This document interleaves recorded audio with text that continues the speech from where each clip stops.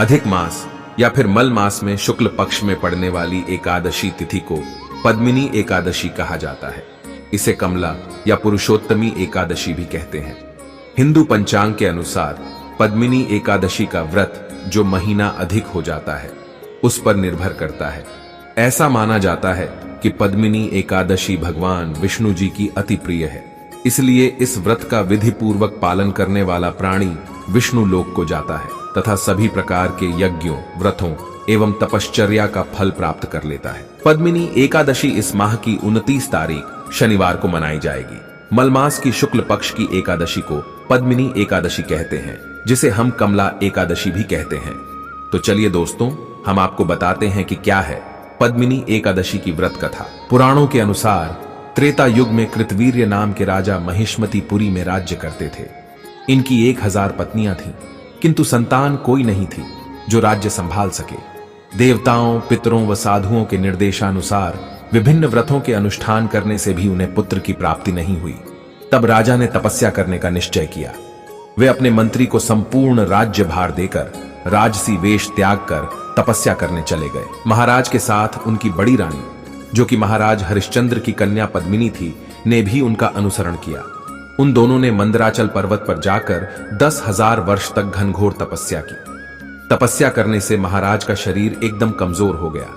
इधर महारानी पद्मिनी ने महासाध्वी अनुसुया जी से विनीत होकर पूछा कि हे साध्वी, मेरे पति ने 10,000 वर्ष तक तपस्या की, परंतु फिर भी सर्व दुख विनाशकारी भगवान विष्णु अब तक प्रसन्न नहीं हुए। आप कृपा करके मुझे किसी ऐसे व्रत का उपदेश दीजिए कि जिसके पालन करने से भगवान श्री हरि प्रसन्न हो जाएं एवं हमें राजा चक्रवर्ती की तरह कीर्तिमान श्रेष्ठ पुत्र की प्राप्ति हो सके।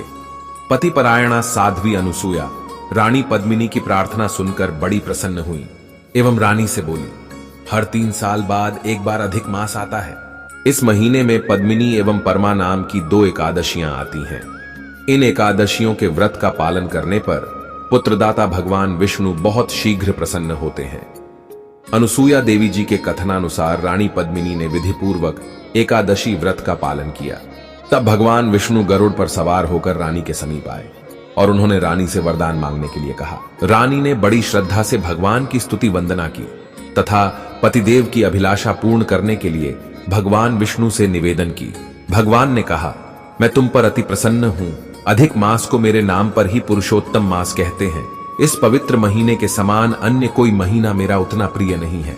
इस महीने की एकादशी भी मुझे अत्यंत प्रिय है और आप लोगों ने इस व्रत का सही विधि विधान से पालन किया है। अतः आपके पतिदेव को उनका मनचाहा वरदान अवश्य दूंगा। राजा को इच्छानुसार वरदान देकर भगवान अंतर्हित हो गए। कालांतर में उसी रानी के गर्भ से महाराज कृतवीर्य के पुत्र का जन्म हुआ। तीनों लोकों में उसके समान कोई बलवान नहीं था। इसी ने रावण को युद्ध में पराजित कर बंदी बना लिया था।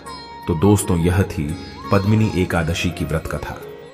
यदि आप भी इस व्रत को पूरी श्रद्धा से करना चाहते हैं तो पद्मिनी एकादशी के दिन सूर्य उदय होने के पूर्व उत्तम तीर्थ में स्नान करने जाएं और सफेद वस्त्र धारण करके भगवान विष्णु का पूजन अर्चन करें और कथा का पाठ करें। भक्तजनों के साथ भगवान के सामने पुराण की कथा सुने।